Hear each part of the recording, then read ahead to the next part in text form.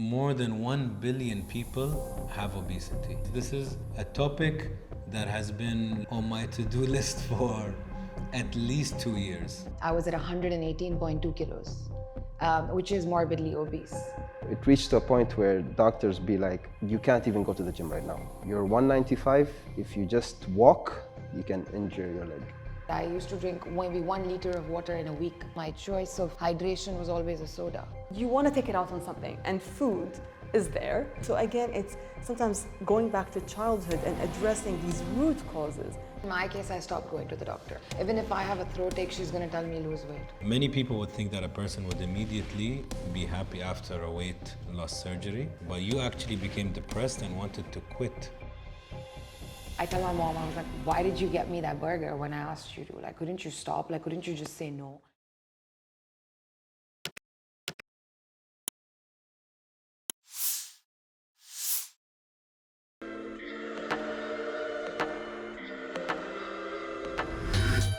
Hey guys, before you watch this episode, make sure to subscribe to our channel and hit that notification bell. Thank you.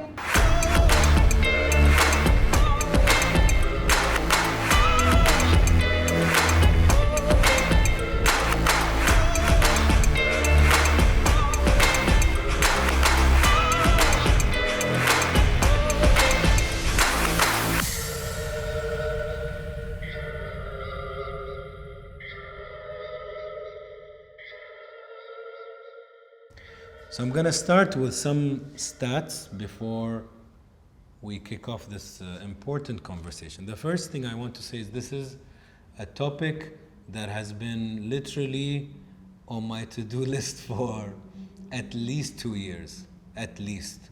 And we knew that we want to do it in English, we knew we want to do it also in Arabic, but it's a human challenge, it's a human matter. English is a universal language, and we got 3 very important guests that can talk to us about this in the language of English that I think can reach a lot of people. But I want to start by giving a pre-intro to how scary this topic is. So I'm just going to read some of the stats. Worldwide, more than 1 billion people have obesity. This is according to WHO. 4 million people die each year as a result of obesity, again by WHO. And then, of course, it talks about different Arabic countries that are struggling compared to the world. But for example, in Saudi Arabia, recent surveys found that 66% of men and 71% of women are overweight or obese. In Kuwait, 74% of men and 77% of women are overweight or obese.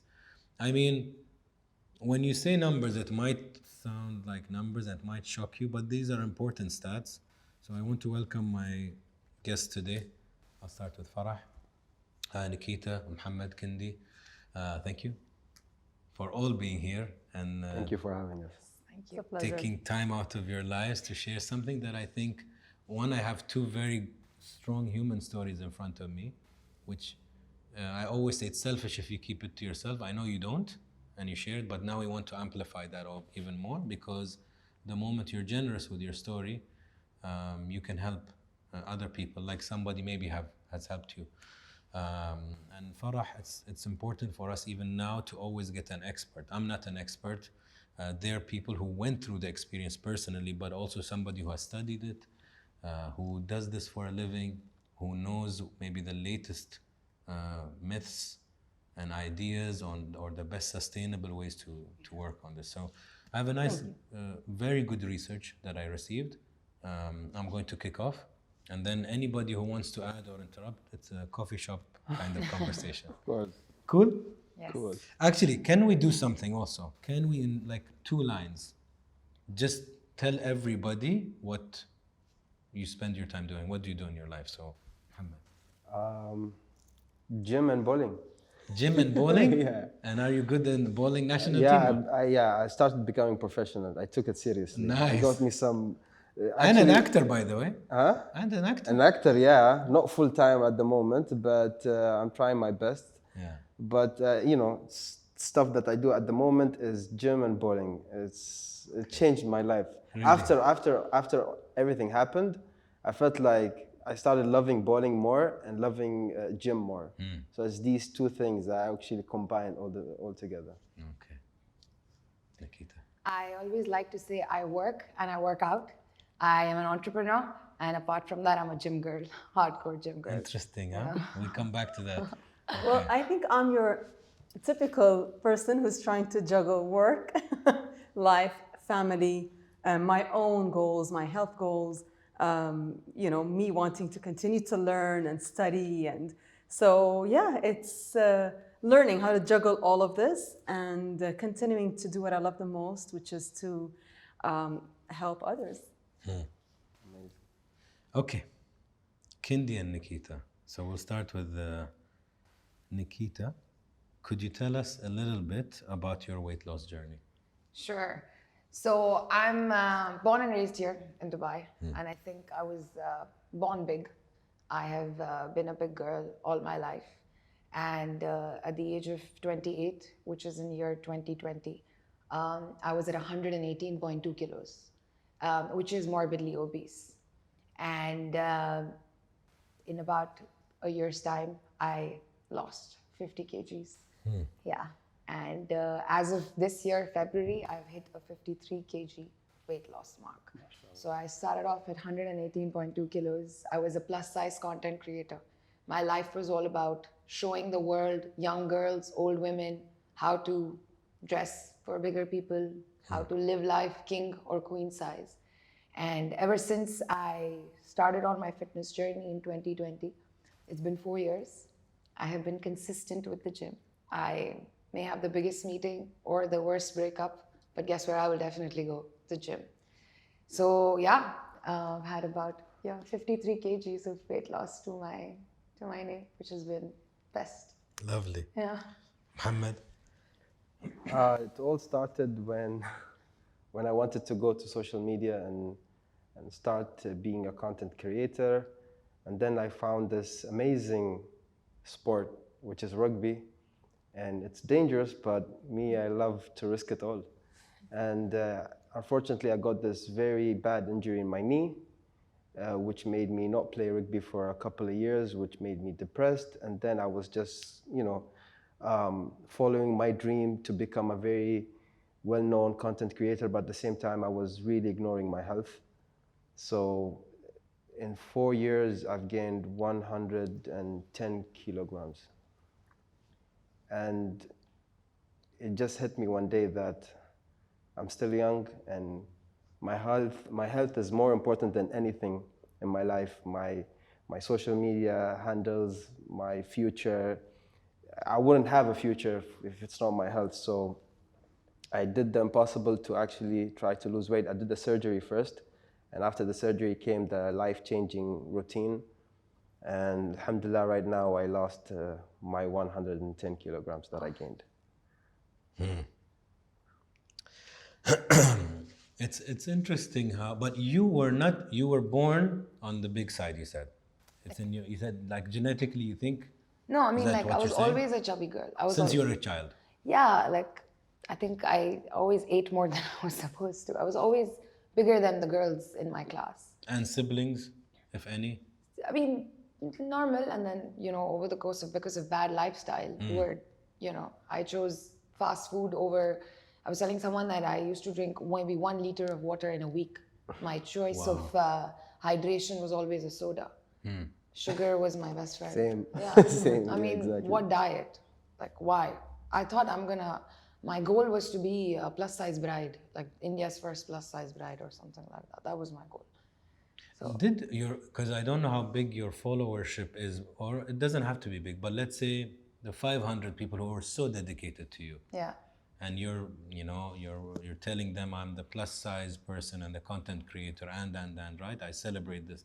Do they feel that you're a hypocrite, that now suddenly you're in the gym and you're healthy and you want to eat well? No, in fact, a lot of them have actually taken hope and inspiration that, if she can lose weight from that, they've actually turned things around. And there might be some people who may have dropped out, but for me right now, it's about putting out the right message. I can't believe I was letting my denial mindset pass on to the world. Yeah. So, in fact, my followership has grown. When I was a plus size content creator, I was maybe at 19,000. Now I'm at 94. The numbers are, I mean, doesn't matter, but I think I've gained a lot more respect, love, admiration by doing the right thing. Yeah, and actually, I do think it matters. I think it matters because it's an indication of the curiosity and the need that people want inspiration or they want positive direction in their life. Yeah. I think the one thing I did from the first day that I stepped foot in the gym, I put it up. I was so scared. Whether I cried about eating salmon for 4 months straight, or I couldn't jump, or that after my first session I puked. Everything was online, and people connected so much with that vulnerability that they almost saw hope in that. Because I was humongous. Like I couldn't do half. I couldn't wear my own shoes. You know, I couldn't like I'm sitting like this. I couldn't sit like this. Cross my legs and sitting. That's not possible. So, and I candidly shared everything without realizing what it would do. And yeah. Mohammed, you... Proud of you. Thank you. I'm proud of you. Good job. Proud of both of you. And Mohammed, you weren't born... You were a skinny kid, right? I was. I saw a picture of you when you were a kid. Very skinny. And rugby, I guess you weren't overweight. I was buffed. Just buffed. Yeah. So you would say... I know my second question is an interesting thing, that what are some of the key factors or experiences that led you to become overweight? So yours, I kind of got the gist of it now. What, unless if there's something you can add in a bit. But what was it for you? Was it the injury in rugby? It was the injury, but most of it was that, because at the same time, you know, I had two ways. One of them was rugby, and I was like, I'm gonna be a superstar in rugby. I was playing for the national team, but I got hurt. And then the second thing was social media and being a content creator or being an actor, but also that wasn't working out. So I was stressed. I was like, if this doesn't work out and this doesn't work out, what should I do? So I just went back to the easiest thing, eating and overeating. Because when I reached the age of 18, I think 18, 19, I started overeating. I didn't have a job because I was on social media, and my excuse was, you know, as long as I'm getting money from ads and everything, I don't need to work. So my schedule was not the best. You know, I was sleeping late, waking up late, not going to the gym. And my excuse was I have a knee injury. That was always my excuse. And the knee injury became worse because now I'm getting fat. So it reached to a point where doctors be like, you can't even go to the gym right now. You're 195. If you just walk, you can injure your leg again. And I was like, then what should I do? So that's when I just like said, you know what, let's change all this.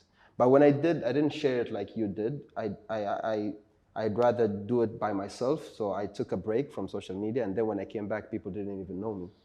They were like, you're the brother, or you're the cousin, or who are you? Where's Kindy? You know, a lot of people were upset about saying, you know, it's not the same Kindy anymore. But I'm like, I don't care if it's not the same Kindy anymore. If it's not the same Kindy and you're upset, you can unfollow me. It's fine. I already gained new followers, and alhamdulillah, I'm doing good for myself now. I'm happy.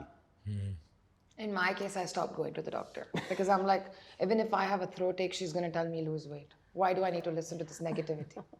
I don't need this in my life. Farah, do you believe obesity is always a choice? Absolutely not. And I think, you know, you touched upon genetics, and genetics does play a role, but ultimately it's the environment that makes it more conducive to, you know, gain weight, or for some people lose weight, or, you know, it depends. But ultimately it's environmental factors, it's sociocultural factors. So when we talk about obesity, it's so multidimensional.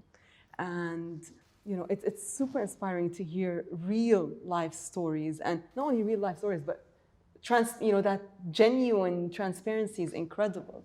And, you know, you also mentioned sometimes it starts in childhood, and, you know, a lot of times it's what kids see parents doing, or, you know, adults doing, and ultimately imitating what they're doing, whether it's, you know, emotional eating, or believing a certain thing, or eating, of course, the way parents or families eat. And, you know, it's the messages that sometimes we tell ourselves in front of our kids that, you know, they are absorbing what they see and what they hear us say. And it's so important because oftentimes in adulthood, you know, and I've dealt, you know, a lot with this with my clients in terms of it's the emotional eating component. And it's trying to address, you know, why are you emotionally eating? And oftentimes it goes back to sometimes things that happened in childhood, whether it was, you know, other kids being mean, or again, parents rewarding with food or saying something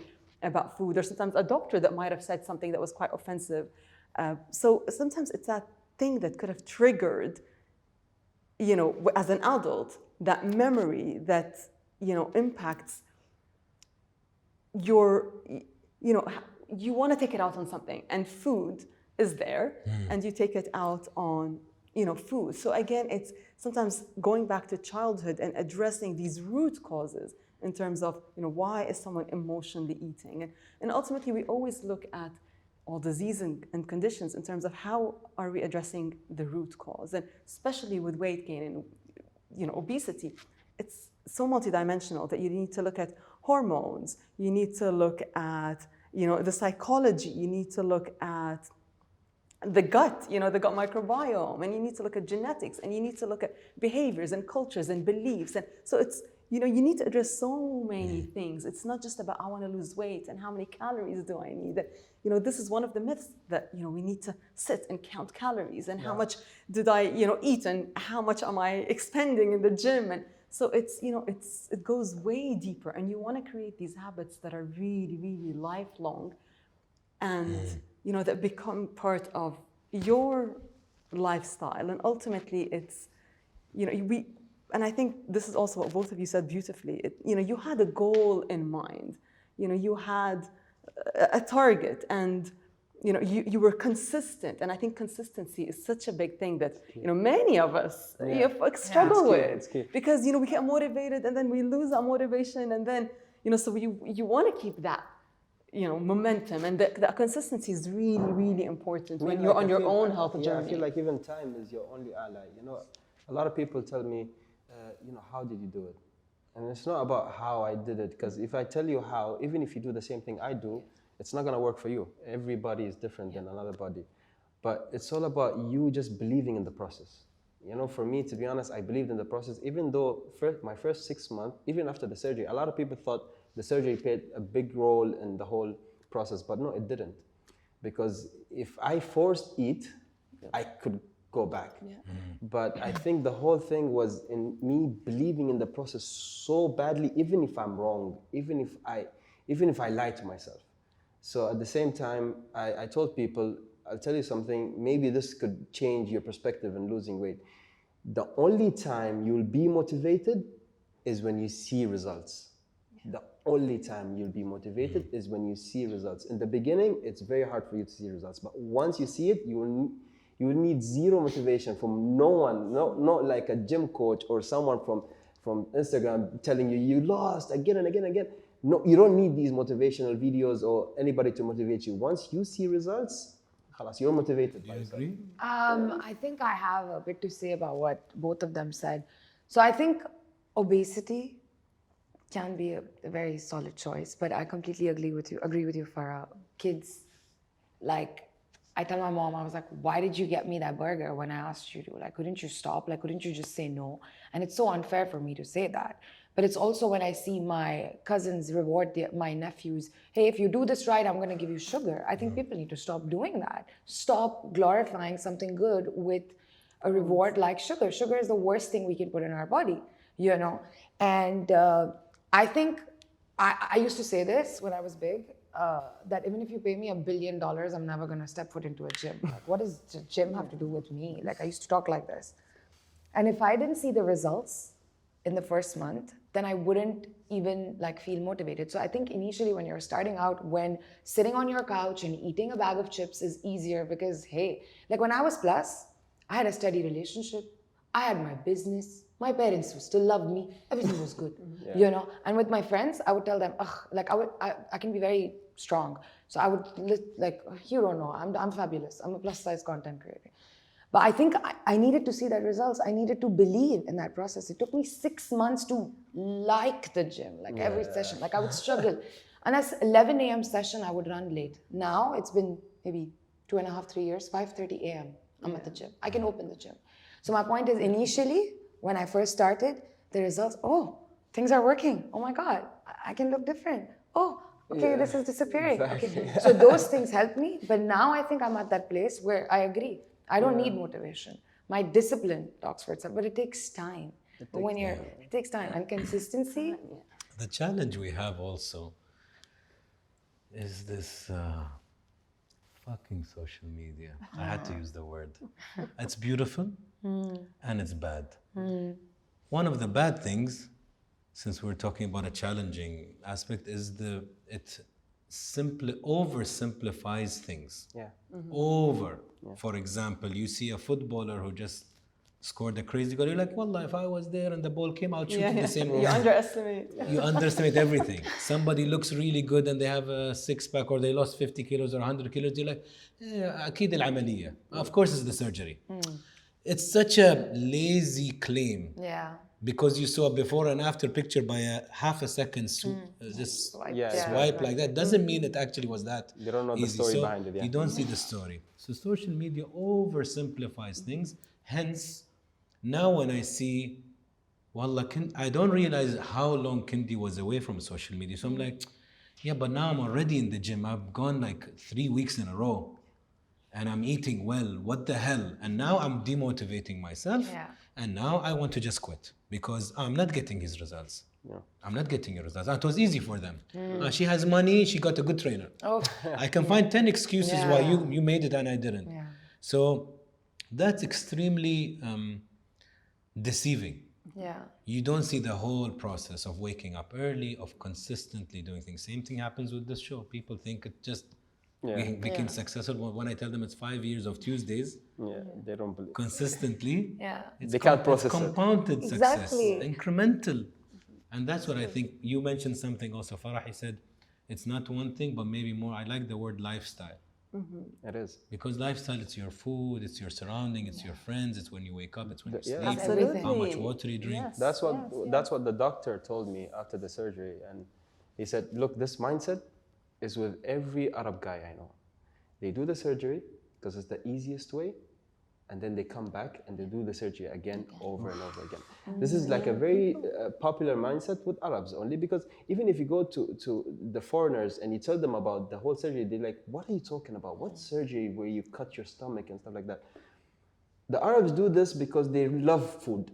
Okay, you love food. You know, we all love food, but our health is more important. So the doctor told me, look, I'll tell you something. I tell to all my patients, it's not about you doing the surgery and going through the process. It's about you changing your routine and your life. Like what you're doing right now, you can't do it after the surgery. So I told them, okay, what do you mean? He's like, how many hours do you sleep? When do you sleep? When do you wake up? What do you do? What's your surrounding? What activities do you have in your life? Do you sit down just chilling in the home, watching a series? All that has to change. And when I did that, it was a process. I hated it. As you said, it's going to be something that you don't accept because it's new. And then when I started loving it, I started understanding when people told me, if I don't go to the gym, I'm in a bad mood. And I just came back from the gym, by the way. Yani, as you said, wedding, breakup, I have an interview with Anna.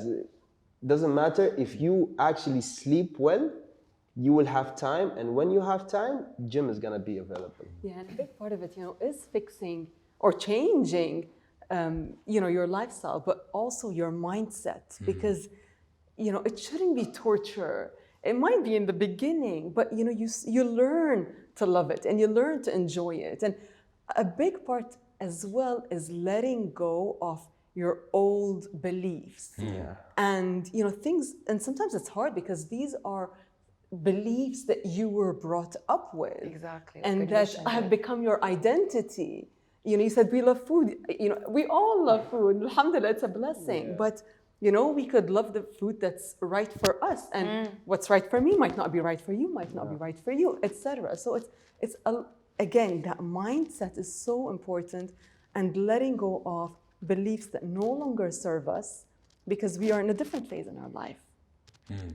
Right? And our priorities are different. Exactly. I think for me, I used to have a couple of coping mechanisms, as I would say it. Food is usually people say, oh, are you filling a void?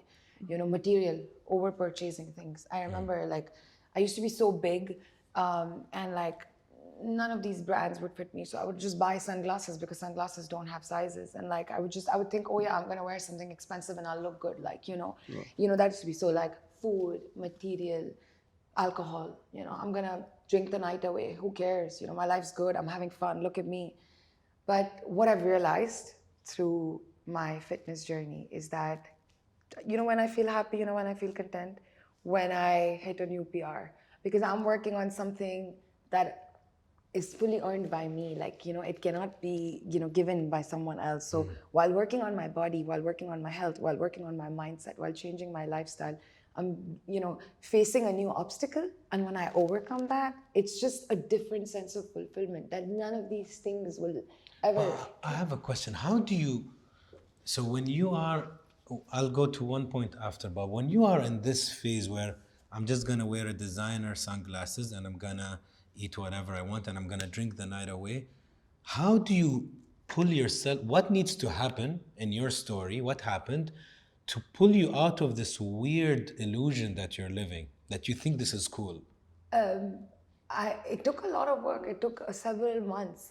Was it something or a process? It definitely was a process, because at first I was so I used to tell my trainer, you used to tell me, you're going to show up to the gym at 5. I said, you don't know who I am. We're going to party and come back home at 5. You don't know. Just wait. We'll get to know each other. I was such a fool,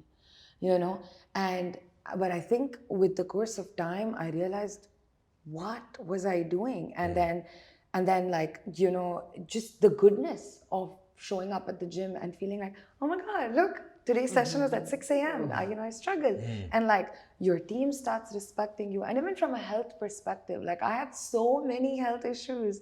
I think my biggest thing, and this might be too much information, I wouldn't get my period. As a 27-year-old girl, if you don't get your period for 9 months, and you stop going to the doctor because you're oh, what is she going to tell me? And ever since I've started training, no matter what, my hormones are set, my period comes on time. This is a huge issue. PCOS is a huge issue. And yeah, so this is exactly what I wanted to add to your point, because often, I'd get a client who says, I want to lose weight. And I try and divert the attention from weight to, how are you feeling? How are your energy levels like? What's your cycle like if it's a woman? What's your focus and your attention? And, do you experience any pain? And, so what I want to try and focus on is, how are they feeling? Because, and oftentimes they're but these extra 3 kilos or 10 kilos or 20 kilos. And so, yes, they go hand in hand. But when you try and shift your focus into, improving my energy levels so that I'm able to get out of bed and I'm able to go to the gym and I'm able to, focus on my job or give my kids the attention that they need, so on and so forth. We all, have different goals. But sometimes when you shift that focus, rather than focusing so much on weight, and different things work for different people, no doubt. But what I really want, someone to focus on is these, tuning into the body. And because these are the small wins, when you're able to get out of bed energized, that's a win, that's an accomplishment. Even if your weight is still stuck, yes, you're feeling better. Yes, your nails are growing better. Yes, your cycle is back and it's regular. It's a reason for you to just keep on going. To keep going, right? And and I say, internally, things are happening and it's going in the right direction. Just give your body time and be patient. I feel most of the time, people who go through obesity, they really, I was one of them. We show up as victims, I'm the victim here, you're making fun of me because I'm fat. Hey, you can't make fun of my obesity and stuff like that. But that's wrong, because what I noticed is, even throughout my period of time when I was overweight, some people used to make fun of me, some people used to try to advise me, but none of them worked. So what I say is, it reaches to a point where it matters if you really want it. Because for me, nobody told me, nobody advised me, and then I did it. No, I did it because I really wanted to do it. And the more people come to me and tell me like, you have to lose weight, you're overweight, it's the more I become, you know, victimized. And I feel like, hey, no, you don't know what I want. This is not something I want. And then when time passes, I feel like if I see someone who's going through obesity, I never talk to him about it. I never even open the subject. I never even make him feel different. But when he starts asking the questions, that's when I start. Because, you know, a lot of people who go through obesity, they don't want to be noticed differently. You know, because for me, I felt like I'm different than any other person. When I used to go to the plane, they gave me an extension because I couldn't sit on the plane with the, you know, with the normal belt. I need an extension for my belt. I can't go on the rides because I'm overweight. I can't do the skydive because I wanted to do skydive. I can't do skydive because I'm overweight. I can't do a lot of things because I'm overweight. And if I reach to an atmosphere or a location, I'm noticed because I'm overweight. So it's something I didn't like. But wouldn't you want to stop someone and help someone because you've been through that, so you know the pain of it? I'll tell you something. Basically, if he comes to me and he knows what I've been through, if he cares, he will ask. If I tell him, I would look like a person who's very arrogant and trying to make fun of him. That's how. I'm not saying all of them think that way. I'll add here. Yeah. I very much agree with him. And I'll tell you something out of painful experience. I'm a human who really falls in love with human beings' potential. Whether it's my sibling or my friends or a partner, I fall in love with what I can see them reach. It could be their skill set, it could be their art, whatever. Life has slapped me enough times to know that you can bring the horse to the water, but you can't force it to drink. And I said this also in the Zlatan interview. I said, when the student is ready, the teacher will appear. I've tried to be the teacher to many students that didn't want to learn. But when somebody asks for advice, and that's why I say advice is an art. If I just come to you, by the way, Nikita, I saw you yesterday on TV, I want to give you advice. And you're like, come on, Anas, like I didn't even ask you. Yeah. But if you're like, Anas, hey, I wanted to call you right after because I've seen you do interviews. I want you to give me your first impression. Now you're ready to hear. Yeah. You're like this. You're like, give me your advice. Yeah. But if I just volunteer self-righteously, by the way, I want to tell you 10 things you can improve. And you're like, where did that come from? Exactly. So I agree with this. No, sorry, but I agree. But like, I think what I used to be is that, no, you're fine. Like, I would not be honest, maybe. But now I think I will be honest from a place of pain. Because if, let's say, I mean, I'm not going to go around, hey guys, if you want to lose weight, I've got some 10 tips. I'm not doing that. Of course. But I feel like today, if someone comes up to me like, Nikki, it's so amazing to see you do this. How do you do it? And I'll be like, okay, what are your struggles? Like, well, they see they already came to you. Yeah. My point is being honest. Because I used to be that person, oh, it's not my life. Why should I say anything? No, I need to be the nice person. Actually, one time, I saw this kid. He saw me in the street. He was obese and he was with 2 of his friends. And he came to me and he was like, mashallah, you changed. I've been watching you for a long time, you changed. And then his friends, in a funny way, they said, yalla, take some advices from him, you know? And he was shy. And I was like, if you want advice, if you want an advice, I'm here. And this is my number. I don't even know him. He's one of my fans. And I was like, this is my number, because I know he wouldn't talk in front of his friends. And then when he come and text me, and he told me all about everything. And I remember that day, I sent the longest voice note ever. I remember that day, it was like 5 minutes and a half. And it was everything since the day I came out. And I've been going back. I'm not a trainer. And I'm not doing this because I want something from him. But I felt like, you know, changing someone's life can change millions of people's life. Because he will be talking and people will be watching. And that's how it goes, you know? I mean, like, I don't mind anybody who comes to me and be like, you know, any advices? I'm like, yeah, for sure. Just take my number. I don't mind. I actually don't mind. And I think, you know, you need to be in a time of your life where you're open to receiving advice again. So, you know, maybe right now I'm not in a good place that, you know, whatever someone tells me, it's just going to go in 1 year and out 1 year. It's going to make me feel more frustrated. Whereas, you know, maybe a year down the line when I'm in a better place, sometimes you're more open to receiving advice. And sometimes it's just that one word that could, you know, sink in and get you going. Yeah, exactly. My mom used to bribe my friends. I'll pay you if you help her lose weight. Oh, wow. Yeah, she would How bribe did that them. make you feel?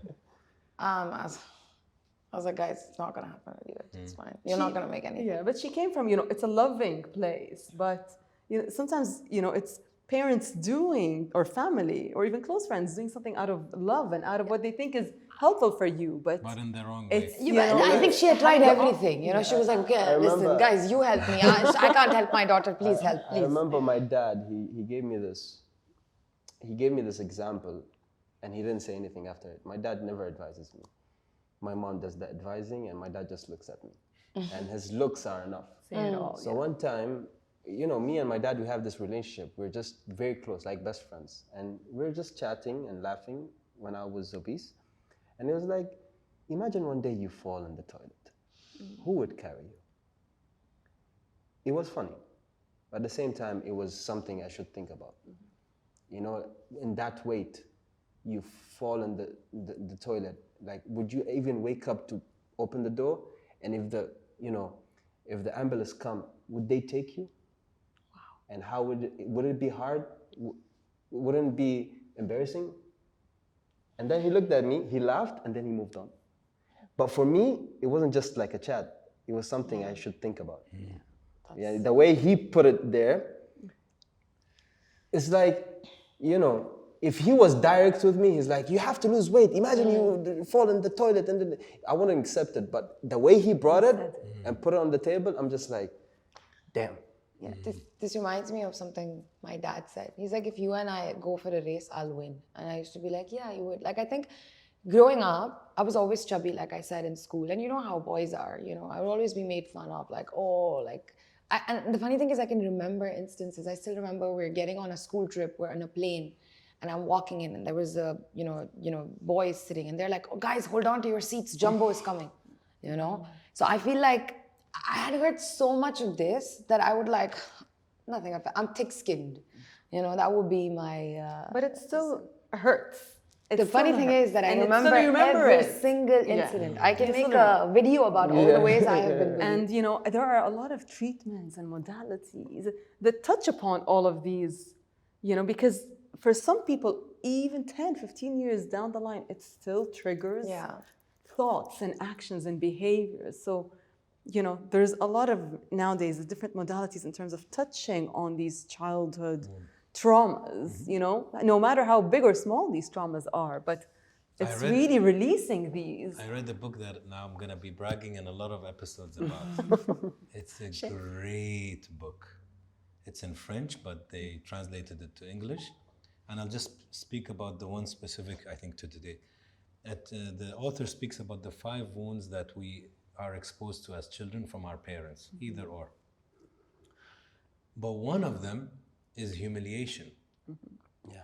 And children who went through humiliation through either parent, like, oh, look at you, you're so ugly, or you're so fat, or your brother's better than you, whatever. It could be any of the remarks we all hear, but we received it as humiliation, right? It could be literally, look at your brother, he has a great, he's so fit and he's so athletic, and look at you, you fat slob. And you're like, as a child, maybe the parent cares to make you feel embarrassed so that you do something about it. But he doesn't know that he just scarred you for life. life. So then that humiliation wound, if it's untreated when you grow up, internally, you want to humiliate yourself.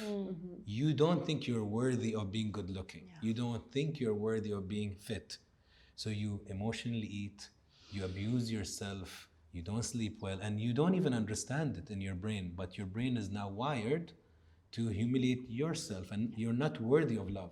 You're not worthy of compliments. Until you can flip the whole script, and a lot of people don't, and that's why this episode is important. Yeah. But part of that is, I feel it's what's scary is our childhood paints a self-image of us. So we paint it, literally. If I tell you, describe Kindy, describe Nikita, describe Farah, and you'll be like, Farah is this kind of woman, and da-da-da-da. What's funny is, if we ask 10 people, they might have a completely different image of us, right? Yeah. And then it comes down to us. If somebody says, man, I'm such an abuser, I drink everything, I eat everything, I can't control myself, I can't, it's me. If this is how you sustain your self-image, nobody can help you. But if you say, I want to stop being impulsive and I'm violent, I always abuse people, I hit people, no more, from tomorrow, no more. This is my new self-image. I'm going to click edit and change my self-image, and I'm going to fix a new image. I would add to that, Tell me. actually, because sometimes when you say, I want to stop being violent, for example, or I want to stop eating, or you think of stop eating, but when it's a more of a positive affirmation, you know, rather than saying, I don't know, I love eating healthy. Exactly, I love eating healthy, or I love. It's more of a positive affirmation. Okay. As opposed to a negative affirmation, registers because better. you're attracting more of the negative energy. Whereas if you're substituting that thought, instead of I don't want to do this or that, that's more of a negative thing. More of I want to be kind to my body, or I want to nourish my body. You know, the more you say it to yourself, you know, whether it's related to the body or anything else, but more the positive affirmation, you're more likely. I started to do that with my memory, because I always used to say I have a bad memory, which I And then you start did. to believe it. Now and I'm then like, you manifest it. my memory is getting better. Yes, exactly. I don't need to be also delusional and say, I have the best memory. No. But if I say my memory is getting better day by day, You'll believe it. it could be 5% better, 10% better. It is. At the same time, you know, what comes out of your mouth is 100% true. Yeah, Because you believe in it, you know? And for me, I do this all the time, even with the people around me, you know? I be like, you know, don't say I'm depressed. Don't say it. Some people will say it, but don't you say it. Don't you ever say I'm depressed. Don't say I'm sad. Don't say I'm having a bad day. Always, even in the worst, just lie to yourself. And I always do that. I think it works. Yeah, I say, it does. And for me, the first thing I do in the morning is I say, today I'm gonna have a good day. Even though I don't know what's gonna happen. And at the end of the day, I say, today I had a good day. Even though I know a lot of things happened. And one of the things that actually changed my whole perspective in life, which happened like a few weeks ago with the flood that happened in UAE. Alhamdulillah, we're in the best country ever. You know, it happened one day, the second day, like nothing happened. But our house got affected and it got flooded. And at the same time, I was like, you know what? I was so positive. I said, this is my room. It's all gone. It's fine. I really want to decorate. It's like I'm thinking about that to make myself positive. And then I thought about it and I was like, I really want to do that. So even the things that I lost, I'm like, I actually wanted to upgrade. And it's just, you know, this positive talk. Even though sometimes some people say you're lying to yourself, like I would rather lie to myself than believe something that's I say something so similar to myself. I say, it's even written on my office, I expect something wonderful to happen to me today. And positivity is actually a very, very conscious effort. People think, oh, like, you know, they're like, Nikki, how are you so happy? No. It's a decision. It's a conscious decision. You chose to see the goodness in that. I saw the video of your house. I was scared for you, you know, but like, look how you turned it around. It is actually positivity. And, you know, I think strength is not that I can lift 100 kgs. No, it's actually telling myself, hey, you know what? There is a learning in this challenge. And that's it. That's meant for me. Like, okay. I remember one of your videos where you said rejection and compatibility. I don't know if you remember. Like, you know, when you get rejected, like, no, maybe this person or this thing is not compatible for me. You need to tell yourself the right words. And it's important. And all these things do come in, you know, the way because... So one of the, like, going back to fitness and weight loss, right? So I'm trying, but it's not happening. But like, and then, you know, if we don't do everything that we need to lose weight, let's say, oh yeah, I followed my diet, but 80%. I went to the gym, but I did, you know... Not being able to achieve that goal can actually hit you negatively, right? You know, it can also, you know, demotivate you. And then you just be like, oh yeah, being fit is not for me. My point is words carry a lot of, you know, value. And like, we have to be very conscious of how we talk to ourselves. And it is a very conscious effort. It's not just, oh, I'm fabulous. No, like, you know, like Yeah, it's, Words you know, hold power. being fit, when you said this, you know, when you said like being fit is not for me, I feel like being fit is for everyone. Yeah. It's literally like once you're born, you have to know like being fit is just important for you. For the It rest of should your be life. a basic necessity. But I want to go to something, because you, Farah, you heard two different stories. Yeah. An interesting point that I want to understand from your side is, what are your thoughts on weight loss surgeries from a medical standpoint? Because he decided to take it, but he talked about he needs to sustain the results and not relapse. Yes. So what do you think about that? Because just to add on it, actually, no, answer this one and then I want to add something else. Go Okay. ahead. Yeah. So no doubt, you know, it saves lives, right? But what I think is crucial is the mental preparation, in addition to the physical preparation, that needs to go into, you know, when you see the client, the physician, the dietitian, you know, that whole multidisciplinary team. It's important that, you know, the patient understands, or the individual understands, this is something that's going, you know, it's going to, their habits or their lifestyle is going to change, okay? And it's going to permanently change, depending what type of surgery you've done. But for the most part, a lot of them, you know, will lead to lifestyle changes, whether you like it or not. As you mentioned, you know, you weren't able to eat the big portions. If you did, you might have had to, you know, throw up. Yeah, most of the or people, over time, yeah, as I told you, they know, force. you'd have to, exactly. So, so the mental part of it can get very frustrating. It can start to impact your mental health. From a physical standpoint, what I'm concerned about is, first of all, what are you eating? Are you still eating the same types of food that you were prior to the surgery? How is this fueling your body? By the way, I'll tell you something there, I'll cut you off. You know how I realized junk food is actually junk food? When they did the surgery for me. Because now when you do the surgery, one of the things that you will go through is you will have a baby stomach. So literally, I'm a grown man with a baby stomach. And I can't eat big portions, even I can't eat meat. And I actually can't eat junk food, not because I can't and I don't have to, no, because I really can't. Because, you know, these really bad food, when they go inside my stomach immediately gets it out. It's like, I can't take this. It's like feeding a Big Mac to a baby. You're struggling to digest. 100%. You know, and to me, that's what I want to work on. Okay, this individual took the decision to undergo a life-changing process, and it's commendable, okay, because it's not something that's minor. But ultimately, what I would want to work with the client on is, okay, now how can we change what you're eating so that you're fueling your body? You know, your digestion and your absorption might not be optimal. So how can we make sure that, you know, you're not struggling with the deficiencies, or, you know, you might struggle, some people might struggle with low energy or fatigue afterwards, or again, you know, a hair loss or whatever. So how to make sure that you're losing the weight, but you are still feeling good. Your mental health is not being impacted. And that's where, of course, it has to be that whole team approach. And it's really a holistic approach, right? So it's not just about the weight itself. It's how can you modify your lifestyle and your way of eating with this current, you know, post-operation, let's say, or this current situation that you're in.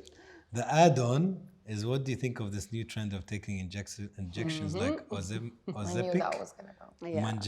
Manjaro, is that the correct term? Yeah. And look, you I know, know, and it's so popular. I know. Yeah, I know And they everybody work. wants Look, to hear no it. Before you say doubt anything, they- one of my friends took it, and he has diabetes, and he took it, and he's in the hospital now. It's been 3 weeks. Sure, he took Manjaro. Manjaro. He took Okay. Manjaro. Yeah. And that's what I heard, and I've been hearing the same thing. It's a trend. People take it. It's a and huge It has trend. Huge trend. We always want a quick fix, right? And even with bariatric surgery, sometimes people see it as a quick fix.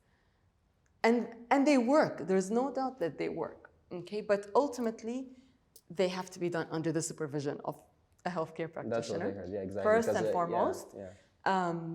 And, you know, we don't know long-term effects, and there has been some research that shows that a year after taking, you know, whatever these medications are, not to name exactly, but, you know, there has been some rebound and weight regain. So ultimately, they work. if they are part of that holistic, integrative approach of, mind, body medicine, changing, practical steps to change your lifestyle. Practical steps to incorporate more exercise, fixing your sleep. It's one piece of this whole puzzle. Yeah. So it can work as long as you're doing it under supervision. It's not for everybody. That thorough assessment has to happen. Individuals with thyroid conditions, there are certain conditions where it's questionable. So again, we always say, what works for one person does not necessarily work for everyone. It's not a weight loss drug. It is meant for diabetes, no? Originally, yes. Yeah, both they're of using these. it for the wrong purpose. It's working, But it's but not. I like what she said. Now, even It's if you only focus on that, you're not gonna sustain it. of course, yeah. But exactly. Anas, it goes back to your point of social media. Do you know young girls are seeing these, so many influencers or like celebrities are taking it, becoming skinny, wanting that lifestyle, making themselves go crazy in the mental, like mentally. And what's the point? Quick fix. Yeah, It's a quick quick fix. Yeah. It's not fair. It's actually not a quick fix. It takes the same time. for you Actually, you're right. It's not. It's a quick temporary fix, It's easy. Yeah. It's but then it can backfire. But for me, to be honest, I feel like, if I said I'm gonna lose weight without the surgery, it's gonna take me time because I'm gonna go back and forth with saying, maybe I stop now, maybe I take a break. But when I did the surgery, there's no break, there's no coming back from it. It's like I did it. So wake up, and I woke up. And your case was very severe. Yeah, actually, for me, to be honest, alhamdulillah, I was under good supervision because I had to be in the hospital 2 weeks before the surgery. They were making me get ready for the surgery, and at the same time, they had to make me lose weight. For the surgery. Yeah, I had to lose 10 kilos. I was 195. I lost 10 kilos. I was 185, and then I told my mom, "Look, I can stay in the hospital for the rest of my life. It's fine if that's the case." And then I realized I can't stay in the hospital. And then after these 2 weeks, I did the surgery.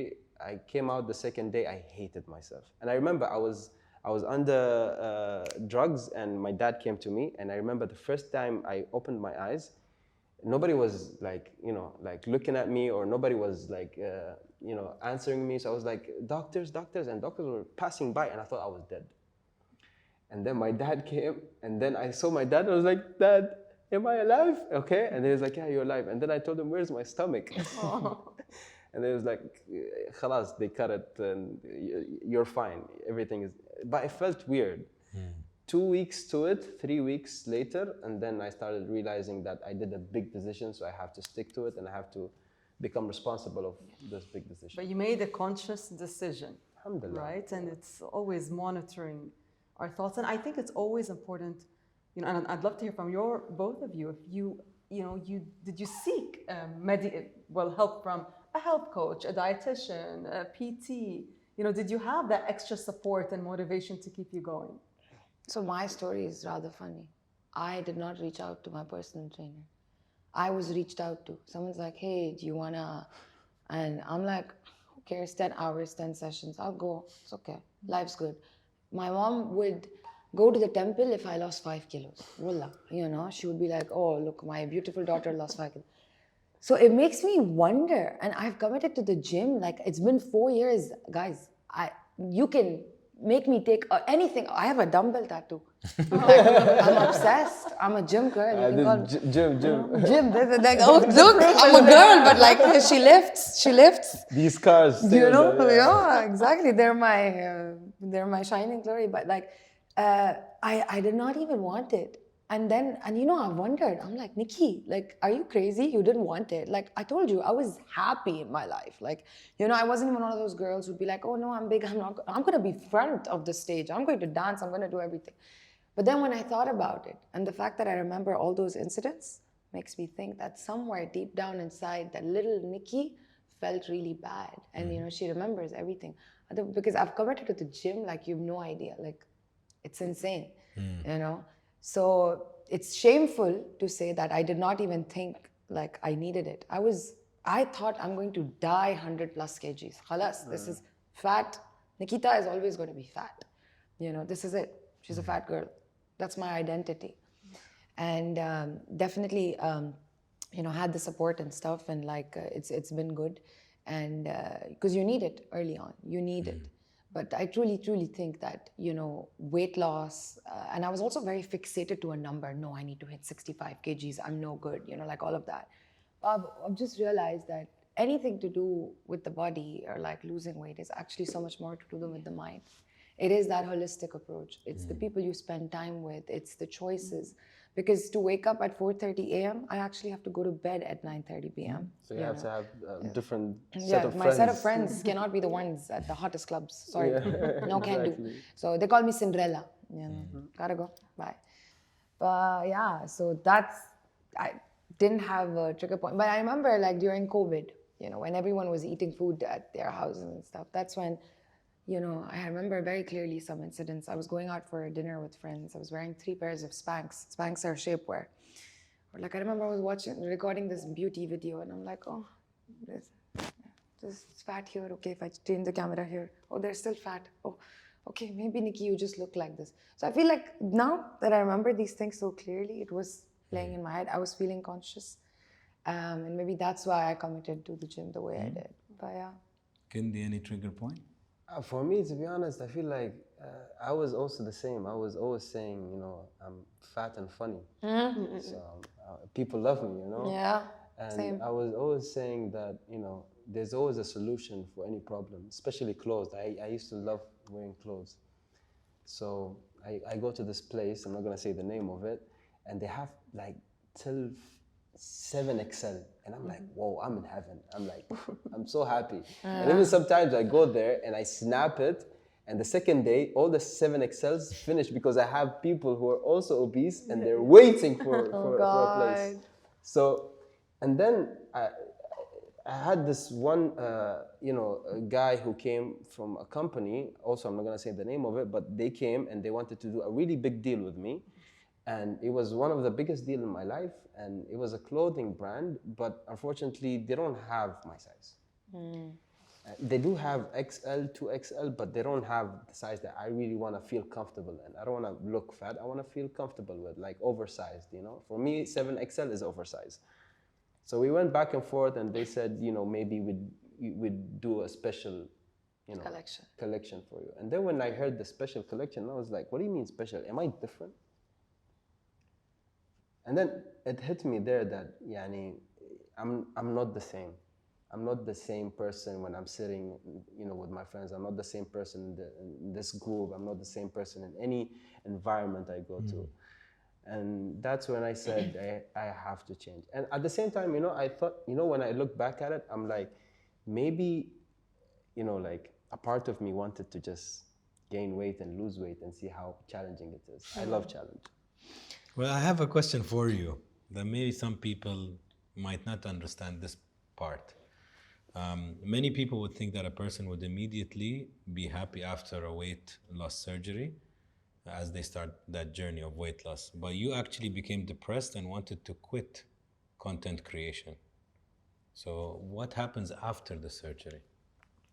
I feel like the first, 3-6 months that I've went through the journey, I didn't see results. And I thought, maybe I did the wrong decision, but it's a surgery. How can I fix it? And at the same time, I started seeing these comments where people be like, you're not the same, you're not funny anymore. It made me realize, like, am I doing this for myself? Am I doing this for the people who are watching me? That's why I just had to, like, not quit the whole process, but also quit social media, like really stop it. Because I didn't think it was the best thing for me. And one of the things that really frustrated me, it was one of the directors that told me, I have a really nice role for you, but you gotta stay fat. Because, you're funny when you're fat. And it really frustrated me. And I'm like, what do you mean? I mean, it's not how I look like, it's who I am.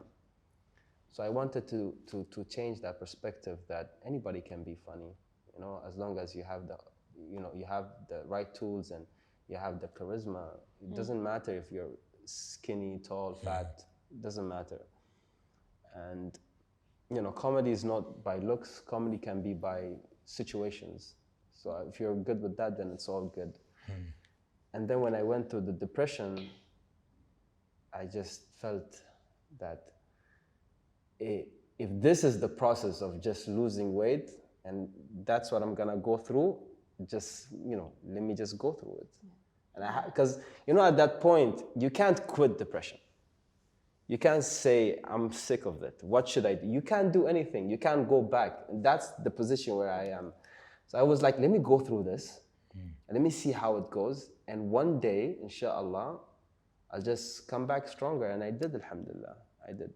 But it's so important to say, I need help. You know, when someone is really struggling, especially, you know, when you're, in your case, it was post-operation with your mental health, but it's not shameful to say, you know, I need that support, I need the help right now. And you know, also to your question, I think a lot of people, a lot of us, you know, we wait until we lose the weight to feel happy or to get that job or to land that, you know, gig or whatever it is. So we're just waiting. And if it's, you know, we're associating happiness to maybe a number or to what we think is going to bring us that sense of happiness. So for me, I had it the other way. I think I had all my audience really rooting for me. Nikki, you can do it. Nikki, you can do it. You know, so for me, content creation amplified. I still remember I was like, no, I can't post like videos of me in the gym. I was looking like not something I wanted to look like. But the first video I put up, people are like, go Nikki, go Nikki, go. And I think my audience has been such a big aspect of this. So they were like, yeah, you can do this. And like, it was rather I mean, like yeah. when I came back, a lot of people had a change of mind. You know, they just said, if this guy did it, why not me? Same. You know, everybody's just saying the same thing. And I've seen a lot of people even sending me, you Their know, week by week, sending me like, hey, look, I lost weight. And I'm like, congratulations, I'm happier than you, you know, because when I know that my change is changing people's life, it's just rewarding. It's rewarding, yeah, exactly. It's amazing. Nikki, what was your most surprising aspect of your weight loss journey? I think there's been so many surprises. So you mentioned the word name, like little wins. I think through my journey, I still remember the first time I was able to wear my strappy shoes, or I didn't have to park my car in a way so I could get out because, you know, I didn't need more space. You know, I used to park my car in a certain way, so when I open the door, I can get out. I never used to put my hair up because when you put your hair up, my face would look really down, you know. And I remember my hair was up and my dad complimented me. Nikki, 16th of December 2020, Anas, I remember the date, okay? He's like, Nikki, you look so good. I said, I look good? You know, I would, after I lost weight, when guys used to hit on me, I used to be like, because I don't know what that feeling is. What do you mean? As a fat girl, you're always the fat girl of the best friend. Like I used to wait. Yeah, okay, go hit on her. Fine. Yeah, okay, I'll carry the bags, it's fine. So when you start getting male attention, female attention, clients look at you differently, it was all of like, is this me? Like, okay, fine, I can take it, you know? All of it was so much, you know, my parents were proud. You know, it's the best feeling in the world to make your parents proud. 100%. Yeah, you know, and you know, by God's grace, you know, I get messages from women, older, younger, from all over the world, sending me their before after. Yeah, I mean, what's better than that? Like, I feel like at the same time also, you know, I don't like to tell people why being obese is bad. I just tell them why being fit is good. Good, yeah. You know what? It's like the positive affirmation. Yeah, I tell them, you know, I used to not do this, but guess what? I do this now. And I used to not wear this, and guess what? I wear this now. Yeah. And they be like, yeah, we want to do this too. So they start their journey. And I don't tell them do it. I don't tell them why don't you think about it. I just be like, see what I got. I know if you want it, you can get it. You know. Farah, what are the biggest misconceptions you've noticed when it comes to diet and weight loss? It's a broad question. Where do we start? It's the ones that you think are extremely relevant, and it's crazy how we have the internet today, which can be a good tool, and it can be also the rumor mill of different myths. I think one of the main things, you know, and this is what we always preach about, it's such an individualized and personalized approach. So, you know, we each have our own unique health story, or just story, right? So where one person is, it's different than where you are at this point in time. It's different to every single person. And, what the factors that have impacted your life today is, unique to you. And so when I want to approach any health-related issue, it's so important for me to understand, everything in that person's life to see, okay, now these are the tools we can use to start, helping you to where you want to get to. So it's got to be a very personalized approach. And one of the biggest myths is that if, there's a trend going on, then we need to jump on the bandwagon and, it's going to work for me, it's going to work for me. And it's good that, you're motivated to give that a try. But if it doesn't work for you, you might go back to square one and get frustrated and, feel the guilt and the shame. And, so I think it's important to recognize that, we're each on our own health journey. And, many people, whether they are struggling, body image is real. And, whether it's someone who's got 20 kilos to lose or 2 kilos to lose or 5 kilos to gain, if you're seeing yourself in a different way, then, no matter whether you're trying to lose or gain weight, it's just that whole body image and how you see yourself and how you think other people see you. This is a crazy topic because there's so much to say. No, like this specific topic, you see some people that you're like, you're gorgeous. Why are you doing this to yourself? Like all of these surgeries and all of us are sitting here like, what's wrong with this person? They have the most natural beauty God-given and they're athletic and their body image of themselves, it doesn't matter what you tell them. They don't think their nose or their face or their body, something is wrong. So I still will go and do the surgery, and then one surgery, second, third, fourth. It's an then addiction. You're neglecting not the obvious objective, but the subjective part of them. And the subjective part of them, when they look in the mirror, they don't see what we're seeing. No, not at all. So that's a scary part. I have two things to say. Tell me. Right? People focus too much on just the food and the gym, etc. But I think weight loss is so much more to do with the mind and so much more to do with what you feed your mind, right? The kind of posts we look at, the surrounding, the people we spend time with, the kind of words we've heard growing up. And I think that's why it becomes a personalized approach, because let's all eat chicken and broccoli, we'll be fine. And let's all go to the gym for 60 minutes and do cardio 30, we'll be fine. But why I can't eat the chicken and broccoli 4 months in a row, and why you can, and why you it's all related to the mind. I think that's why when you say holistic approach, it's like certain deep-rooted issues that are keeping you from doing things, or what are your coping mechanisms? What are the things that you reach out to when you feel the void, or whatever it is? And so I feel like people, need to understand. They're like, most common question, what is your diet, Nikish? Send your diet. Okay, low carb, high protein. No, lately I've been telling people, guys, I'm just eating food from home. Yes, that's a big thing as well. Clean clean food, what's going inside. A lot of people, they say, go to this restaurant, he's gonna give you the best meal plan for 2,000 dirhams. And I'm like, I pay my maid 200 dirhams and she gives me the best meal plan. Because she's already getting paid, and I give her extra 200 dirhams, and she's like how she cooks for me every day, but this is something special on the side.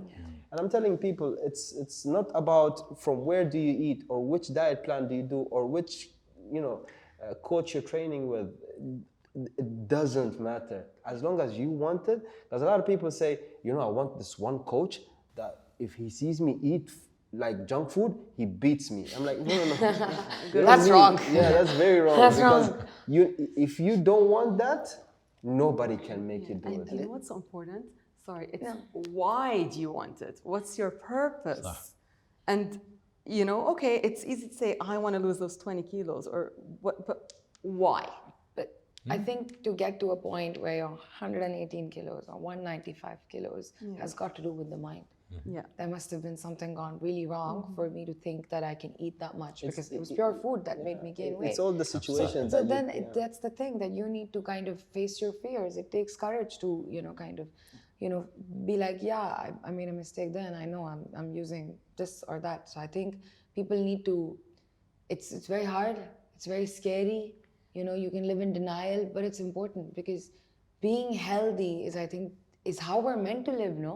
Isn't that how, like, for me, being healthy has been the biggest reward ever. I don't need to be my goal weight, and you know, you spoke about body image issues. You know, very recently I hit my goal weight. Okay, 65 kgs. That's my ultimate. I've been trying to chase it since I started. Congrats. Thank you. Now it's keeping it. Huh? Now it's keeping it. Now it's keeping it. With the That's mindset. with the mindset. She's got the mindset. So, my point is that, so I was in Bali. Okay, I was doing 7 days of ice bath, sauna, ice bath, sauna. I came back with the best body ever, I swear. My best shape. I think I was born fatter, right? Never seen myself like this. Now I came back, I became the queen of the, I can eat. And I gained weight, okay? And I gained 4 or 5 kilos. Honestly, I don't think I've ever hated my body, even at 118 kilos. At 70 kgs, I was like, what is this? Because you got a taste of when you're really healthy. Yeah, but I'm saying at 118, I should have been doing this, but I didn't do it then. And then I was like, Nikki, what are you doing? Like, I can't talk to myself like this. And I had 4 or 5 days of just constantly hating myself. And you know what I ended up doing? Eating more. And then I'm like, no, you're not supposed to be this person. And then that's when I actually consciously wrote down in my journal, read things that make me feel good, said things, reminded myself what all my body can do. So body image issues, chasing that number, you know, I reminded, no, being healthy is more important. You know, there are many more things in life That's really amazing. Why? Because, you know, I tell a lot of people, like, don't be me. Why don't be me? Because I woke up when I was 195. That's too much. I'm overweight. I'm another person. So some people come to me and they be like, why don't we do the surgery like you did? I'm like, how many kilos how much you are? And he's like, I'm 110. And I'm like, you don't need it. You don't need it. I did it only for one reason, because I have to. You know, when the doctors, they came to me, they were like, either this or either you get diabetes. You have no option, because you can't lose weight normally. So I always tell people, you know, like, don't think about it so much, just start from tomorrow. Because, you know, the more you just go through life and just ignore it, the more you gain weight and the more it becomes harder. Honest, life is not easy as a fat person. It's very rude, it's very hard. You know what I mean. It's not nice. And I think what he said, fat is funny. Sometimes when I think about myself, I think I use humor or arrogance as a way to cover up maybe what I was feeling a bit insecure. You know, being fat is not fun.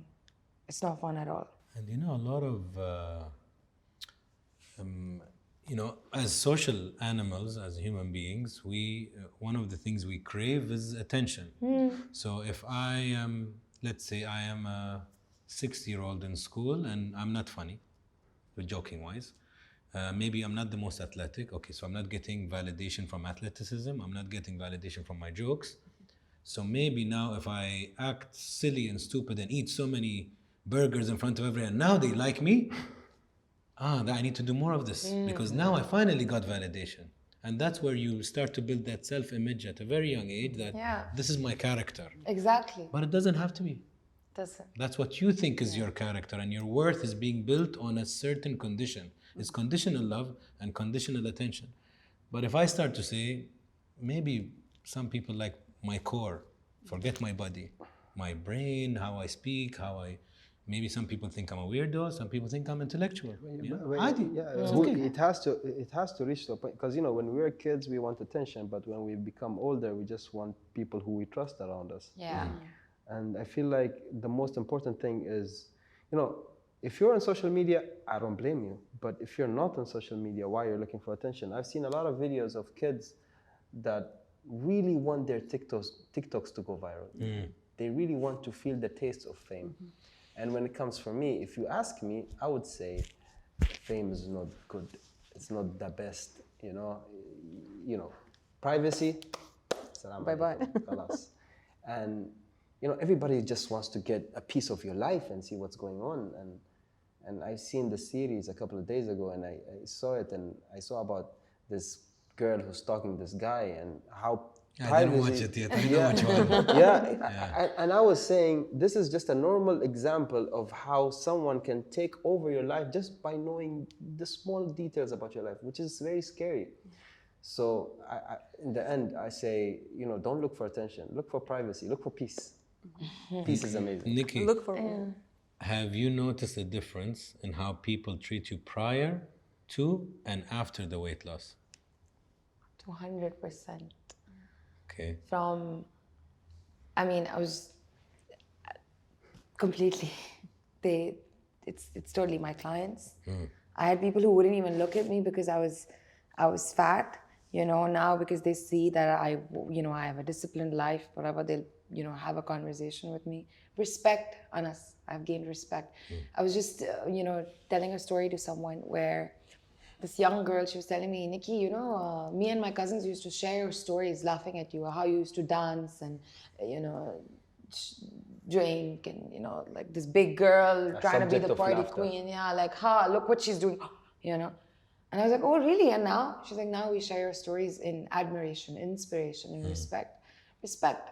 Because when you show up for yourself and when you do what you have to, regardless of whatever you're going through in life, and I'm working on myself, you know, it's completely changed. I told you, like, male attention, female attention, everything. People respect. How does it make you feel that it was different before and now?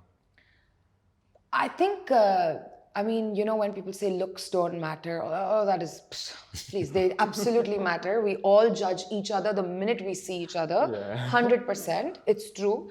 And now the way I was, no way can I be, I always say, I was big, but I was very honest. I was very ethical. I was a very hardworking person. I used to always say this, what hardworking? You took your life for granted. You took your body for granted. And it's like, you know, no. So we all judge each other. Okay, let's be honest. First look, على طول. Yeah, for That's sure. why it's one of the most searched topics online is weight loss. It's one of the highest searched things around the world. That's why I said, because it matters. You know, Anas, that's what I said. Being fat is not fun. You are judged before you open your mouth. It doesn't matter. I'm smart. I'm dumb. I'm funny. I'm not funny. I'm rude. No, I'm fat. That's it. Fat, chubby girl. I still remember I was at a party and you know, this girl, she kept nudging me, and I was like, what? She doesn't have sense of space. I'm like, excuse me. She's like, go get your fat ass out of here. Huh? So that's all I am? Fat? That's I just said excuse me, because she was the one nudging me, like, you know, that's it. You're fat, you know. So don't do that to yourself. You don't want to be labeled. Because, am I right? 100%. This is a question to both Nikki and Kindy. How do you maintain your weight loss and stay motivated to keep healthy habits? Because I'm sure Farah will also concur. It's one thing to lose weight and reach your goal in 2024. I hit my peak. Then you see 2025, 2026. And this is where people are misguided that you reach the peak is really not the hard part. It's hard, but it's not the hard part. The harder part is to sustain. Yeah. To remain the funny guy, the great actor, to remain a great entrepreneur, a great nutritionist, a great expert. You can have a viral moment. Everybody can have their viral moment, but can you stay? Can your clients keep coming back to you? Or you come and tell me, Anas, wallah, out of 10, 8 leave. Oh shit. Or you say, Anas, out of 10, 8 stay. Why did they stay? Because those people now tell another 8. Now you have 16 who like you. And that's how your clients, do they stay? Your friends, do they stay? Your weight, does it stay or is it going up and down? One thing you started with, Nikki, you said, doesn't matter what I'm doing, the gym stays. The gym stays. But now I'll leave the question to you. Yeah, for me, to be honest, I always say this because, you know, in the snap, I always snap myself in the gym. I always snap myself saying things that would, you know, make people actually go to the gym, and I encourage people to go to the gym, and I motivate people to go to the gym. So even if I have that one thought, sometimes I really do feel like maybe today I really don't want to go to the gym. But what motivates me is, I say this all the time, I say, become what you say. So I say this to myself, even when I'm in the shower, I'm getting ready to go to the gym where I don't feel like going to the gym. But it's like, become what you say. Don't be a hypocrite. Khalas. Imagine people knowing that you're not going to the gym and you would look bad.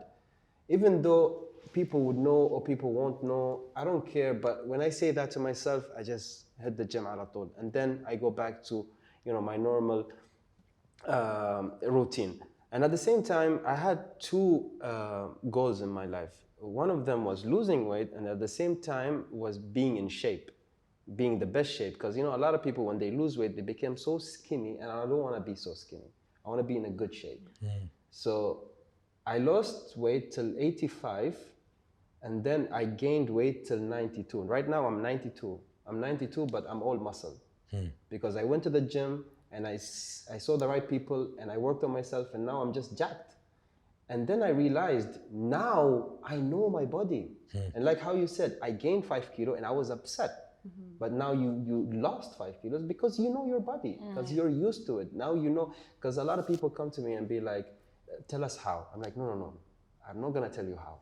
I'm gonna tell you why. I did this and what it did to me. And then you go find people who really know, like let's say people come talk to you because you know better, or people go to a coach who's familiar with these subjects, and then ask them why. But first, no, do you really want to do this? If you really want to do this, it's what you said, Farah. It's the why, the purpose. not how. Yeah.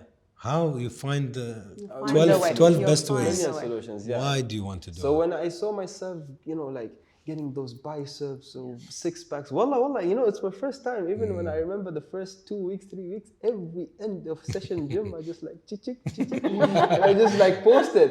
And then even the people commenting saying, look, this is when a fat guy loses weight. He's just in the mood to just take pictures, and I'm proud because I'm proud and I want to show it off. And I'm sure behind every picture I take, a snap I take of my body, my biceps, my transformation, I know 3-4 people think about what I thought about 2 years back, which makes me happy. So I never stop. You know what's the cool thing when you voice something out? For you, it's posting. You're screwed. You committed. Yeah.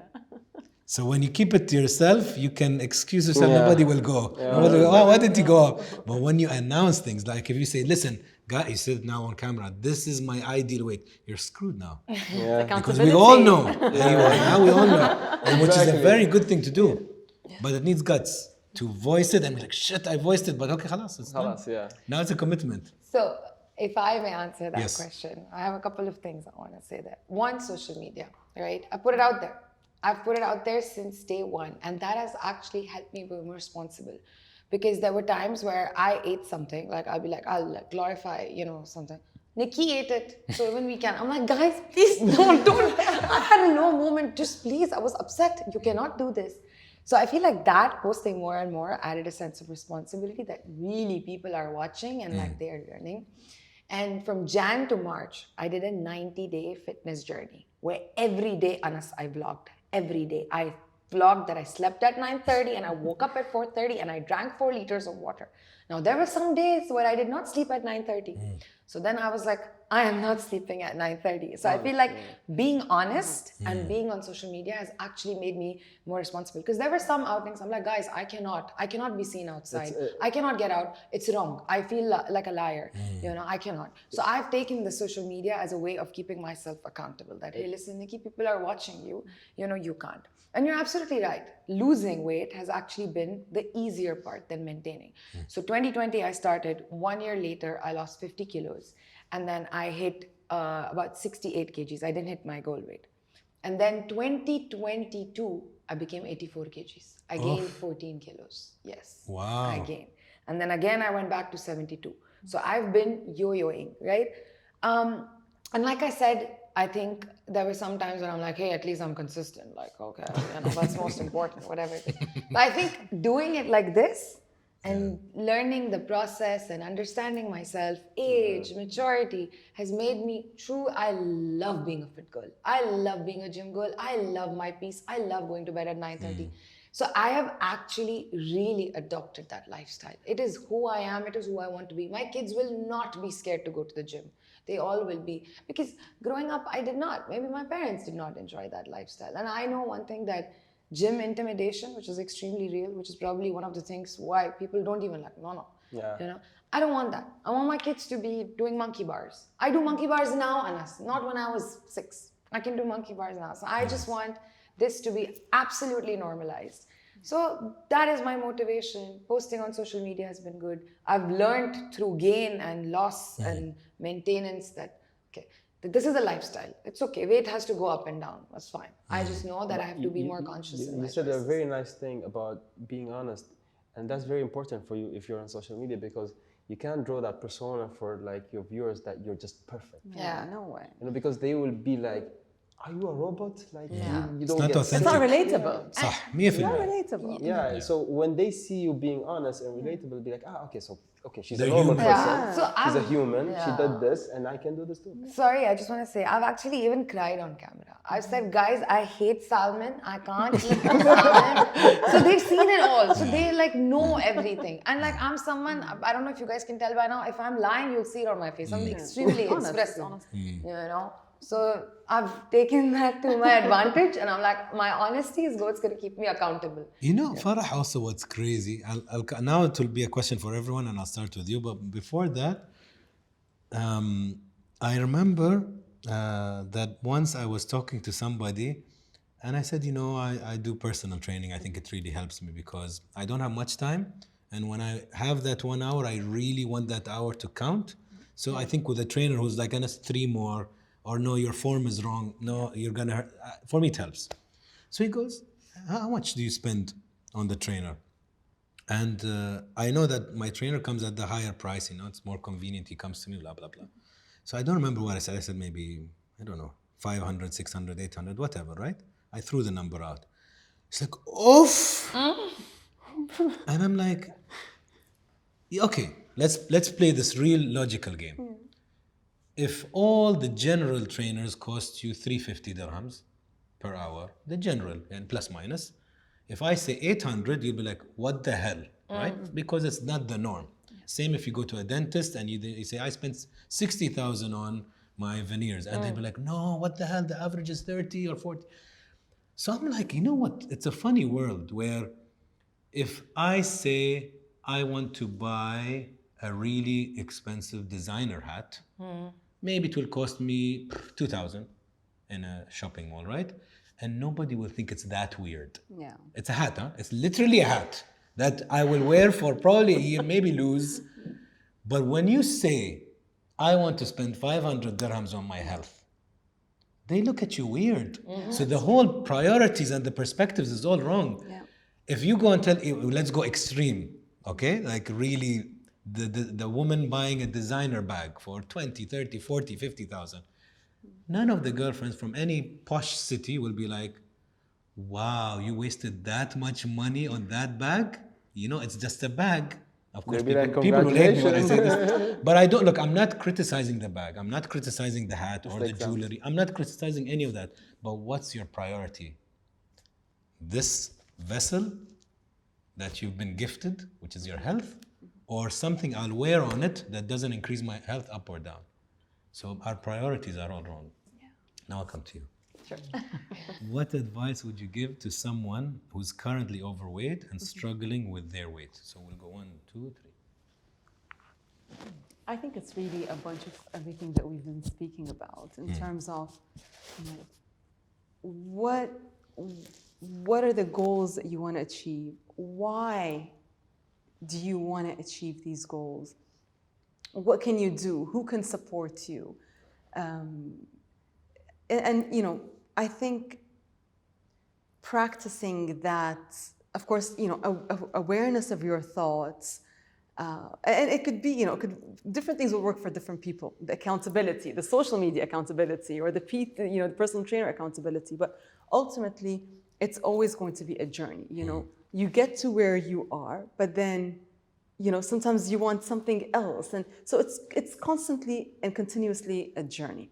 No matter where you are, you know, at life, you're always going to be seeking something, And health and fitness and wellness, it's always going to be a work in progress. And there will be ups and downs, right? It's not a linear road. And we all wish health was a linear road, but there will be ups and downs. And practicing, self-forgiveness and self-compassion, even when you are at the lowest of your low, it's, how can you get yourself back up? Because it becomes a very vicious cycle. And there are plenty of people out there to support you. And, you don't need to do it alone. I think, it's really identifying your whys and working with someone, whoever it is, or finding your tribe or your community that can support you, and knowing that, you can, having that positive mindset, you can get to where you want to be. It might not be an easy road, but, believing that you can get to where you want to be. That's nice. Nikki. I think I want to tell every overweight person that I totally understand that you're not okay and you're actually sad inside, and it feels like it's the most impossible thing to do. But please get started, because you deserve to feel better about yourself. I'm pretty sure that when you're fat, when you're obese, your self-worth is really low. You don't respect yourself. You think you deserve the worst, but that's not true. And getting started and moving and seeing the first set of results is going to be very hard. It's going to be very hard, but please, you deserve to do this for yourself. And nothing worth it comes easy. So please invest in yourself. That's it. And realize the goodness of yourself and the goodness of life. God has given us this body so it functions properly, it works properly, you live healthy, you don't have the scares of diseases and medical conditions and all of that. Put all of that away. It's going to take effort. It's fine. You're going to fall in love with that effort. That's my only thing. But I want to tell the world. Yeah. Like, it's hard. Please, no painting pictures. But you know what's also, you both really touched on this a lot. It is an investment, but there is a ROI, there is a return. And this is sometimes doesn't come. It's like putting your money in a stock. Every month you put like your 10 dirhams there, and you're like, the stock is still not doing well. After 6 years, you probably make so much money. That's a long example. But what I'm saying is, this investment in oneself pays dividends later. Of Anas. Really. You mentioned the bag example. I bought a bag because I saw an influencer posted like this. And to pay for my first set of personal training sessions, I needed convincing. I was like, okay, I'm not going to buy my iPhone for the next 3 months. That money I'm going to put here. My business has doubled. My personal collaborations have multiplied. I have been on a billboard with a leading fitness sports brand. Opportunities have doubled. You go, girl. No, I'm not trying to boast, but you're absolutely right. This is an investment in yourself, your kids, your future family. There's so much. There's no price you can put to health. There's no price. And you know what, Anas? People will go and pay for the medical bills that they need to when they get so unhealthy, and that time you won't have a choice. You won't have a choice. You will not. You will be forced to spend that money. So why don't you, just find whoever you need to just get started, because then life will not give you a choice and time will not be on your hand. It's very deep, but it's the truth. Kindy. For me, to be honest, straight to the point, Chuf, Anas, I'll tell you something. For anyone who's watching this right now and going through obesity, I want you to start from tomorrow. I don't care when you're watching this episode from tomorrow. Why? Because it's very serious. You said in the beginning of the episode, 4 million people yearly die from obesity. So it's deadly. So why don't you take it that way? If I tell you tomorrow you will die because you're obese, what would you do? You would go to the gym tonight. Then why don't you take it seriously like that? Go to the gym tomorrow. Don't give it time. Don't think about it. It's not something you should think about. If it's a decision, that could change your life, you should start from as soon as possible. And a lot of people tell me, I don't have money for the gym. Don't go to the gym, go running. I don't have money for a healthy meal plan. Eat from home. Don't eat from outside the house. It's very simple. Don't try to look for excuses. Start from as soon as you can. If you're watching the episode right now and you think you can go to the gym right now, go. Because you've seen the episode, you've seen our life, how it changed, so you have no excuse. But if you don't want to do it, then we can't change that. Unless if you really want to do it, find the right person that would guide you. Go to Farah. Go to Watch this any episode in the gym. Watch it on the treadmill. Exactly. You know, it's just that first step. And the first step is gonna be very hard, but one of the athletes that I've been watching, he's a gym guy, and he told me the hardest thing is to see results. Once you see results, everything is easy. And so I think you touched upon social media, and I think a lot of people, sometimes there's a part of the audience that be like, oh, I can't do what she's doing. She's made it her lifestyle. Yeah, but it's taken me months. So don't look at someone else's day 100 and compare it to your day 0. You know, like don't do that. We've been through our own journey. We've had blood, sweat, tears, I'm sure, convincing. I had to be dragged out of my bed also. I show up like a happy bunny to the gym today, but it's taken work. And you know, in the first few days, months, it was conscious effort. There's an important topic also that is relevant to what we're saying, and it's this huge difference between being interested or being committed. If you do things because you're interested in them, the moment or the day it's not that interesting, you will not do it. But if you're committed to doing something, like being a parent, like you and your audience thinking, my role model, even if you're in a bad mood, you'll do it. Somebody, you're on your vacation, but you're really, really a dear client, you're not in the mood for her, but you're committed to her, you're committed to your mission. So there is this huge difference where we need to do things for commitment, for responsibility, because as human beings, if we only do things for me, that's not strong enough. But if it's for a bigger good, oh, my sister, my brother, my friends, my kids, it's big, my company, my team. Now it's different. Now, even if I'm not in the mood, I have to show up. Correct. yeah. So this is really important to understand. Be more committed than just interested. Then you probably do well.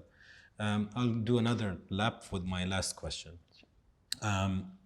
What changes do you think we should make as a society to address the obesity epidemic? It's a good question. It's a very good question. And because it's also, you mentioned بعد فرح, is who you surround yourself with, who is your circle, what kind of lifestyle are you leading? You talked about different lifestyles where you slept at some time, now at 9:30. So as a society, it's very important. And you have been in this region. So we have our tailor-made issues also. So how would you address it? I think it's really the acceptance and the stigma that comes with even the word obesity, and even medically this word is, there's talk about actually changing this word because it carries a lot of stigma by itself. So I think there's a lot that can be done because it's so multidimensional, but I think it's really the acceptance, to avoid the stigma, judging people by, just that first look. I think we've got a lot of work to do, but it's... I want to play devil's advocate. If it becomes extremely accepted, do you think that pushes people who are overweight to do something about it? Because now it's accepted. I don't say celebrated, I said accepted. Do you think it has maybe, yes, I don't agree with the bullying, I don't agree with the prejudice. I'm not saying that, but also fully being on board, is that actually not doing them a favor?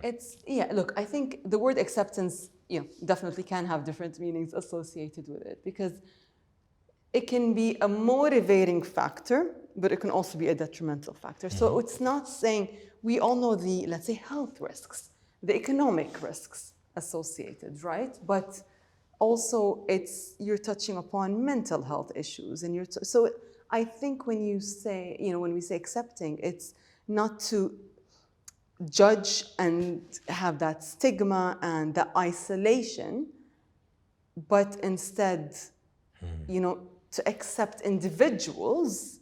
They almost become ostracized from society, and this is, listening to you. This is also what I gather you experienced. So I think. It's accepting it, yet of course providing that education and the right awareness that's needed. And body image, I'll go back to that body image. Of course, individuals struggling with or wanting to lose weight, or individuals under that scope. But ultimately, it's, I think, the right education, the right awareness, the right messaging that we have to bring. Acceptance doesn't mean that, we say it's okay in terms of, again, the health risks, but I think it's, avoid pointing the fingers. You said something so important, which is isolation. I'm very against that. You don't isolate somebody. You're in the end, you engulf someone, but you can tell them, by the way, you're killing yourself. Yeah. But I'm with you. I'm here to help. I'm here to work with you if you want to help yourself. But isolating or banishing is a very harsh treatment of anybody. I think my society isolates me when I'm too healthy, which is the problem. I think society has a lot to do when it comes to this. Normalize sleeping at 9:30 p.m. Don't judge me if I'm not drinking at a party because I want to be healthy. I get judged when I choose like, oh yeah, you won't drink. You are on this. Yeah, You're not cool. Yeah, you're not cool. You're not fun anymore, Nikki. No, I don't. The only place you go to is the gym. So I feel like there are a lot of things that are issues with society where I feel like I'm isolated because I'm, choosing the healthier route. I think things like, what is the kind of food we serve at schools? This 1 dirham, all you can eat, 1 dirham shawarma. No, cannot. Please stop it. I think glorify the right things and normalize spending money on fitness, normalize spending money on health. Personal trainer, why do you need a personal trainer? Especially like when I started, maybe I was in the wrong circles, or in my community, it wasn't normal to pay, or they'll bargain, or be like, oh no, like please realize that you're investing in yourself. Understand that when you're investing in your body, you're actually investing in your mind. So all these issues like depression, etc. Why do you have to suffer before you start? When I was suffering, my point is learn from my misery, learn from my experiences. But I think from the very get-go, what is the kind of food they're serving in schools, to what are the kind of things that you're promoting as brands, to everything, I think. Consumer world. That's another episode. For me, I feel like, when you imagine someone obese, the first thing that comes into your eyes to your mind is, this guy sitting on a chair and in front of a laptop playing games and the headset and chips and fizzy drinks. That's how you imagine them. So I feel like it's more about trying to find things that you're interested in, activities, anything that could get you out of the house, because that actually helps. Because if you're just 24/7 at home, the first thing you're gonna do is eat, and it's very easy for you to get your hands on food. So for me, to be honest, when I told you bowling, why I told you bowling, because I remember when I went with my friends to play bowling one time, I saw the other lane from my right side, people playing bowling professionally, and they're playing it in a very weird way, and they have their own balls, and I'm just like, whoa, people actually take the sport seriously. And that's when I was going through the weight loss, and I was like, maybe let me get busy with this. I could get distracted, and I actually did. I used to play bowling like 2 hours every day, and I tried to get better in it. I don't even think about food, and if I go home, I'm tired, I want to sleep, and I wake up, go to the gym, and then go bowling. So I feel like if you get distracted with something that would actually benefit you, and if it's not bowling, it's music. If it's not music, it's acting. Whatever it is, just try to find it. And a lot of people, when I tell them what's your hobby, is like, nah, I don't have hobbies. Like, how come you don't? Because you don't know what you really want to do. So for me, to be honest, I did singing. I do graffitis, by the way. I paint on the wall. Wow. I do a lot of Don't things. look at this one. Very tempting. And I was tempted. But I do a lot of things. I'm not good at all of it, but I try, because I never know what's good for me. I respect that. Important. Yeah, you gotta get distracted, because once you're distracted, food is not very, it's not in your mind. Even when you go back home, just like maybe sleep and wake up. Yeah, and stepping out of your comfort zone, our comfort zone. You don't know what you're gonna enjoy. So we tell ourselves, I'm not a good cook, or I'm not a good painter, but you never know. Did you try? One of my friends actually lost weight from paddle.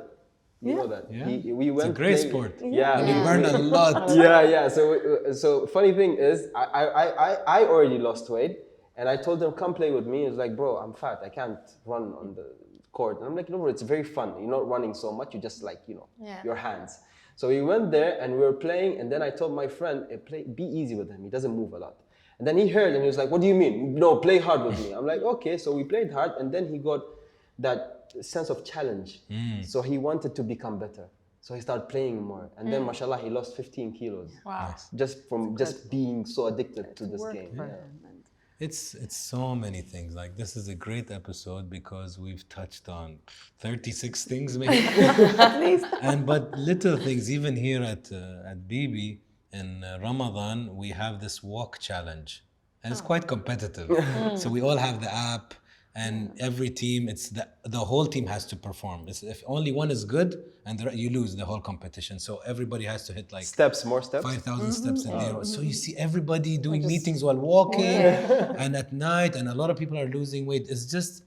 It's healthy to do these things. Right. Even with your family, with your kids, let's go for a walk around the neighborhood. It can look competitive, but it would benefit So healthy. you. And it's nice to walk and talk and just, human beings used to be much more active before all of this. So it's abnormal for us to be this Sedentary. Thank you. This was Thank really you. nice. Yeah, I enjoyed Thank it. you. Yeah, I hope this helps a lot of people, and Inshallah. we'll see. Yes. Thank you so much. Yay. Thank you, guys. Thank you. For being so honest and transparent.